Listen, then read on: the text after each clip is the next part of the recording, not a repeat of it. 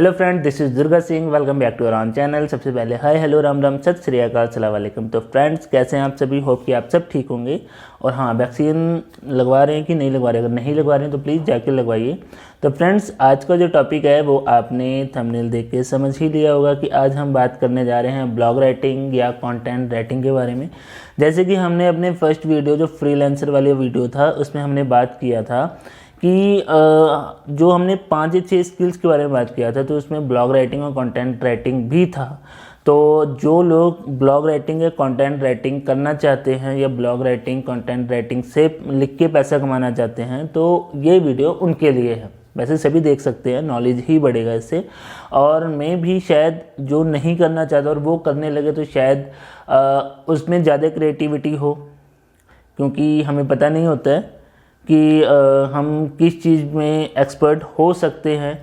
कई बार हमें खुद की स्किल्स के बारे में नहीं पता होता है और हम कुछ ऐसे कामों में एक्सपर्ट हो जाते हैं, ऐसे कामों में बहुत अच्छा कर जाते हैं जिसके बारे में हमने सोचा भी नहीं होता है। तो मे बी जो लोगों का इंटरेस्ट नहीं है या जो लोग करना नहीं चाहते हैं, मे बी वो लोग भी ब्लॉग या कंटेंट बहुत अच्छा लिख सके, उनकी भी सोच बहुत ज़्यादा वैसी ही हो जैसे ब्लॉग और कंटेंट लिखने वालों की होती है।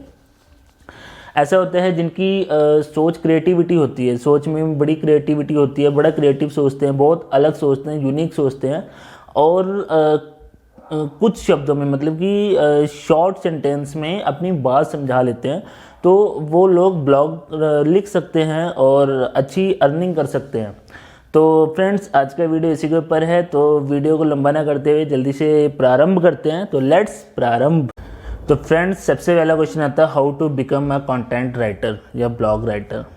तो फ्रेंड्स, इसका सिंपल और आसान सा आंसर है कि जो सबसे अलग सोच रखता है या जो अपनी चीज़ों को किसी को बहुत कम शब्दों में और बहुत अच्छे तरीके से समझा सकता है, वो कंटेंट राइटर बन सकता है। आपको एक चीज़ देखना होगा कि आपके अंदर ऐसी क्या क्वालिटी है या सोचने की, लिखने की ऐसी क्या क्वालिटी है कि क्लाइंट आपको काम देगा। मेरा कहने का मतलब है, जैसे एक मैथ का क्वेश्चन होता है, उसे सॉल्व करने के बहुत सारे तरीके होते हैं, लेकिन उनमें से कोई एक ऐसा तरीका होता है जो सबसे आसान होता है और हमें बहुत जल्दी और बहुत अच्छे तरीके से समझ आता है। तो जिस तरीके से वो मेथड होता है या फिर वो सॉर्ट आउट करने का एक तरीका होता है, वैसे ही एक स्किल या फिर एक क्वालिटी आपके अंदर है कि आप अपनी चीज़ों को या किसी भी चीज़ के ऊपर अगर लिखने को कहा जाए तो आप उसको इतने अच्छे तरीके से लिखें कि आपकी जो बात है या आप कुछ जो समझाना चाहते हैं किसी को भी, तो वो उसे आपकी जो आपने लिखा हुआ है, आपका कंटेंट है, उसे पढ़ के ही उसे समझ आ जाए। मतलब ऐसी क्वालिटी अगर आपके अंदर है तो आप ज़रूर कंटेंट राइटर बन सकते हो और अच्छे कंटेंट राइटर बन सकते हैं। फ्यूचर में आप बहुत अर्निंग कर सकते हैं, मंथली लाखों रुपए की अर्निंग कर सकते हैं। दूसरी चीज़, आपके पास कम से कम 10 से 12 सैंपल होने चाहिए कंटेंट राइटिंग के। मतलब कि आपने 10 से 12 कंटेंट लिखे हुए हों आपके पास, जो आप अपने क्लाइंट को दिखा सकें। मान लो जैसे हम कहीं पे शॉप पे कुछ लेने जाते हैं तो उसके पास बहुत सारी ढेर सारी चीज़ें होती हैं जो सैंपल के तौर पे होती हैं। तो ऐसे ही सैंपल आपके पास 10 से 12 होने चाहिए ताकि आप अपने क्लाइंट को दिखा सकें। 1-2 नहीं समझ आएंगे, 4-5 तो कुछ तो समझ आएगा उसे, कुछ तो मतलब 10 में से कोई एक अगर उसे पसंद आ गया तो शायद वो आपको अच्छे से काम दे दे। और अगर किसी ने आपको एक बार काम दे दिया तो आप उसके परमानेंट, मतलब वो आपका परमानेंट क्लाइंट बन जाएगा, वो आपको रेगुलर काम देता रहेगा और अच्छी अर्निंग हो सकती है आपकी। क्योंकि आप इस फील्ड में नए होंगे तो आपको सैंपल दिखाने ही दिखाने होंगे। बिना सैंपल देखे तो कोई भी क्लाइंट शायद ही आपको काम दे। जब आप मतलब कि पुराने हो जाएंगे तो आपकी बातों से और आप जो मतलब जैसे जहाँ पे भी आप काम लेंगे, किसी भी फ्रीलांसिंग साइट पे काम लेंगे, तो जिस तरीके से आपकी डिस्क्रिप्शन होगी या जैसे आपने वहाँ पे लिखा होगा, तो वो सब देख के या आपके एक्सपीरियंस को देख के ही आपको काम मिल जाएगा। फिर आपको सैंपल दिखाने की भी ज़रूरत नहीं पड़ेगी। बट हाँ, अगर आप नए मतलब स्टार्टिंग से काम कर रहे हैं, एक नया काम शुरू कर रहे हैं, तो आपको अपने सैंपल रखने बहुत ज़रूरी है। अब तीसरी बात ये आती है कि आप जो भी कंटेंट लिखेंगे या मतलब जो भी आप ब्लॉग पोस्ट करना चाहते हैं तो वो करेंगे कहाँ पे, मतलब पब्लिश कहाँ करेंगे, कहाँ पे आपको देखेंगे लोग, तो और कहाँ से आप देख सकते हैं। मतलब आप एक आइडिया ले सकते हैं कि कैसे होते हैं ब्लॉग्स, कैसे होते हैं कंटेंट। medium.com करके एक वेबसाइट है, आप वहाँ पे जाके पर देख सकते हैं वहाँ पे लाखों लोगों के कंटेंट पड़े हुए हैं और लाखों लोगों ने वहाँ पे अपने ब्लॉग्स डाल रखे हैं। आप वहाँ पे जाके देख सकते हैं कि कैसे कंटेंट होते हैं, कैसे उनकी लैंग्वेज होती है, कैसे वहाँ पे लिखा गया है। और एक चीज़ और, वो साइट बिल्कुल फ्री है। आप वहाँ पे अपने भी डाल सकते हैं, अपने जो आपने ब्लॉग्स वगैरह या कंटेंट लिखना होगा तो आप वहाँ पे लिख सकते हैं। medium.com बहुत फेमस है, बहुत ज़्यादा ट्रैफिक आता है, ट्रैफिक इन द सेंस बहुत ज़्यादा लोग उसे यूज़ करते हैं, बहुत ज़्यादा लोग उसे देखते हैं और बहुत ज़्यादा लोग उसे देख के ही मतलब कि अपने लिए हायर कर लेते हैं। जो फ्रीलांसर होते हैं उनको वहीं से ही उठा लेते हैं वो, जिनका कंटेंट उन्हें अच्छा लगता है। या फिर blogger.com है, ये दोनों medium.com और blogger.com, ये दोनों ब्लॉग और कंटेंट के लिए बहुत ही बढ़िया वेबसाइट है। बहुत अच्छा ट्रैफिक आता है, बहुत ज़्यादा फेमस है। जो ब्लॉग्स करते हैं, जो कंटेंट लिखते हैं, उनको तो इन दोनों वेबसाइट के बारे में पता ही होगा, और जो नहीं लिखते हैं तो आप एक बार इन दोनों वेबसाइट पे ज़रूर विजिट कीजिए। क्या होगा कि यहाँ पे आपको एक कॉन्फिडेंट मिलेगा। जैसे जैसे आप लिखेंगे, अगर एक कंटेंट अच्छा नहीं गया, दूसरा नहीं गया, तीसरा नहीं गया, मतलब 2-3 बार के बाद आपके कंटेंट अच्छे जाने लगेंगे। आपको साथ के साथ दूसरों के कंटेंट पढ़ने का मौका मिलेगा और उससे आइडिया मिलेगा कि मतलब हम कहाँ अगर मिस्टेक कर रहे हैं तो हम कहाँ मिस्टेक कर रहे हैं और इसको और ज़्यादा अच्छा और या इम्प्रूव कैसे किया जाए। तो मतलब यहाँ से आपका काफ़ी अच्छा मतलब इम्प्रूवमेंट हो जाएगा। जैसे मतलब अगर कुछ मिस्टेक्स वगैरह होती हैं जो हम नहीं छोटी छोटी चीज़ें पकड़ पाते हैं, तो आपका दूसरों को देख के, दूसरों के कंटेंट देख के आपको कॉन्फिडेंट बिल्डअप होगा और आप अच्छा लिखेंगे। एक चीज़ है, आप ऐसा कीजिए, मैं आपको एक थोड़ा सा सिंपल बता देता हूँ। जो टॉप 10 आर्टिकल्स रहते हैं आप उन्हें पढ़ लीजिए।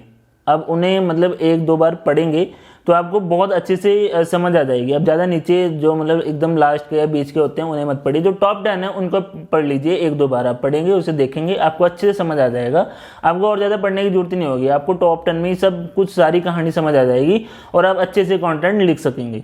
फ्रेंड्स, मैं आपको एक बात बता दूं, आप वहाँ पे जो कुछ भी पढ़ेंगे या जो कुछ भी देखेंगे उसमें से कॉपी कुछ भी नहीं करना है। आपका अपना कंटेंट होना चाहिए, आपका अपना कंटेंट यूनिक होना चाहिए, कॉपी किया हुआ नहीं होना चाहिए। आपको सबसे अलग रहना है, आपको बिल्कुल यूनिक रहना है। आपका जो आर्टिकल है या जो भी आप लिखेंगे वो ऐसा नहीं होना चाहिए कि आपने कहीं से भी देखा और कॉपी किया और वहाँ पे पेस्ट कर दिया और लिख दिया और उसमें 2-4 लाइनें ऐड कर दी और हो गया।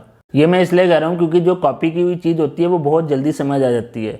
और अगर आप यूनिक लिखेंगे, सबसे अलग लिखेंगे, आपकी अपनी सोच होगी, हाँ आप वहाँ से आइडिया ले सकते हैं। अगर आप अपना सोच के लिखेंगे तो वो पता चल जाता है कि आपने कॉपी किया हुआ है या फिर कहीं से मतलब कॉपी किया हुआ है या फिर अपना बना के लिखा है, अपना सोच के लिखा है। और इसके साथ एक चीज़ और ध्यान रखना है कि किसी भी बात को गोल गोल ना घुमाना। कि मतलब आप अगर कोई एक चीज़ के बारे में समझाना चाहते हैं तो उसे समझाने के लिए आपने 4-5 लाइनें लिख दी या मतलब बहुत लंबा खींच दिया उसे, तो उससे भी थोड़ा बैड इंप्रेशन बढ़ता है। आप अगर मतलब जितना शॉर्ट हो सके उतना शॉर्ट लिखना, क्योंकि क्या होता है कि किसी चीज़ को आप समझाना चाहते हो तो उसे जितने शॉर्ट में समझा दोगे उतना अच्छा होगा और उतना मतलब कि जो क्लाइंट है वो आपसे इम्प्रेस हो जाएगा।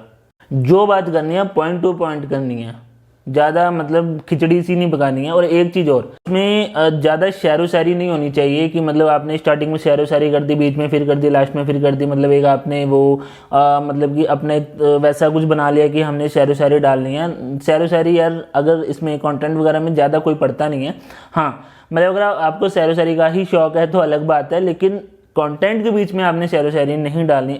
बहुत मतलब 1-2 आप डाल सकते हैं, जो क्वाट्स वगैरह होते हैं वो नहीं डालने हैं ज़्यादा आपने, या फिर जो मुहावरे टाइप होते हैं या फिर मतलब कुछ भी ऐसा मतलब नहीं डालना है जो मतलब कि थोड़ा इरिटेटिंग सा लगे। आप कंटेंट लिख रहे हैं तो आपको जो medium.com है या blogger.com है वहाँ पे आप पढ़ेंगे तो आपको थोड़ा आइडिया हो जाएगा कि कैसे लिखे जाते हैं। अगर ये 4-5 चीज़ों का फॉलो कर लेते हैं तो आप बेस्ट कंटेंट राइटर बन जाएंगे और आप देखेंगे कि आपको काम ही काम मिल रहा होगा fiverr.com पे। मतलब जहाँ भी आप डालेंगे, जिस भी फ्रीलांसिंग वेबसाइट पे आप मतलब एज अ ब्लॉगर काम करेंगे, आपको बहुत सारा काम मिलेगा अगर आप ये 4-5 चीज़ों को फॉलो करते हैं और एक तरीके से काम करते हैं। तो अब आपके मन में एक चीज़ आ रही होगी कि इतना सब कुछ करने के बाद, सब कुछ तो कर लिया, क्लाइंट कहाँ से मिलेंगे, ऑर्डर कहाँ से मिलेंगे, अर्निंग कहाँ से होगी। तो आप भूलिए मत, लास्ट जो हमने 2 वीडियो बनाई थी fiverr.com पे, आपको वहीं से क्लाइंट मिलेगा, वहीं से अर्निंग होगी, वहीं पे आपको सब कुछ मिलेगा, वहीं से ऑर्डर मिलेगा। तो बस जैसे हमने किया था, आपने वहाँ जो हमने ग्राफिक डिजाइनिंग शायद किया था, तो आप ग्राफिक डिजाइनिंग को हटा के आपने अपना कंटेंट राइटर या ब्लॉग राइटिंग लिख देना है और आपको बस काम मिलना शुरू हो जाएगा। दूसरी चीज़, आपके जितने सोशल नेटवर्क्स होते हैं जैसे कि फेसबुक, इंस्टाग्राम या ट्विटर, जहाँ पे भी आप रेगुलर मतलब एक्टिव रहते हैं, वहाँ पे आपने क्या करना है, एक तो उसे थोड़ा सा प्रोफेशनल बनाना है और वहाँ पे आपने मतलब अपने ब्लॉग्स की अपना कंटेंट का डालते रहना है और अपने सारे फ्रेंड्स वगैरह को या जिनको भी आप जानते हैं उनको बताना है कि मैं कंटेंट राइटिंग करती हूँ। तो जिससे क्या होगा कि अगर किसी की भी मतलब अगर माइंड में रहेगा कि आप लिखते हैं, तो अगर किसी को भी कुछ काम मिलेगा तो आपको दे देगा। और जैसे फेसबुक वगैरह है तो फेसबुक, इंस्टाग्राम वगैरह, तो वहाँ पे तो मतलब काम मिलने के चांसेस बहुत ज़्यादा हो जाते हैं। तो मतलब आप अपने काम का जो भी सैंपल वगैरह है वो वहाँ पे डाल सकते हैं। आप बता सकते हैं कि आप fiverr.com पे आपकी ये आईडी है और अगर किसी ने काम देना है तो आप वहाँ पे जाके काम दे सकते हैं, क्योंकि fiverr.com पे एक पूरा मतलब आपकी प्रोफाइल रेडी हो चुकी है। मतलब वहाँ पे एक अच्छे से पूरी प्रोफाइल होती है कि आप कितने का कितना अमाउंट ले रहे हैं और मतलब सब कुछ रहता है। बाकी मतलब जैसे जैसे आप मार्केटिंग अपनी करेंगे, जैसे जैसे लोगों को अपने बारे में बताएंगे, वैसे वैसे आपका काम और ज़्यादा, आपके लोकल एरिया में ही आपको बहुत ज़्यादा काम मिल जाएगा, आपके आसपास के लोग ही आपको बहुत ज़्यादा काम दे देंगे। तो आपको अपनी मार्केटिंग खुद भी करनी है। इसमें टेंशन मत लीजिएगा, थोड़ा सा टाइम लगता है। जैसे हम स्टार्टिंग में मतलब एकदम नया नया स्टार्ट करते हैं तो जल्दी से कुछ भी ऑर्डर आना शुरू नहीं हो जाता है। जल्दी से अगर हम कोई भी शॉप खोल लेते हैं, कोई भी बिजनेस स्टार्ट कर लेते हैं, तो स्टार्टिंग से ही प्रॉफिट आना शुरू नहीं हो जाता है कि बस हम बैठे और दूसरे दिन से हमें लाखों रुपए की अर्निंग होनी शुरू हो गई। ऐसे नहीं होता है। थोड़ा सा आप टाइम दीजिए, थोड़ा सा अपने आप को और ज़्यादा निखारिए और ज़्यादा अपने आप को मतलब शार्प कीजिए इन चीज़ों के लिए, तो काम मिलेगा और अच्छा काम मिलेगा, अच्छी अर्निंग होगी। नेक्स्ट वीडियो में हम कुछ और वेबसाइट और ऐप्स लेके आएंगे जहां से आप अच्छी अर्निंग कर सकते हैं। तो आज का वीडियो यहीं तक था। तो आपको वीडियो कैसे लगा प्लीज़ कमेंट्स करके ज़रूर बताइए। और सब्सक्राइबर नहीं बढ़ रहे हैं, प्लीज़ सब्सक्राइबर बढ़वाइए, अपने आसपास के लोगों से, फ्रेंड से, रिलेटिव से, सभी से सब्सक्राइबर बढ़वाइए और जल्दी से 1K सब्सक्राइबर करवा दीजिए।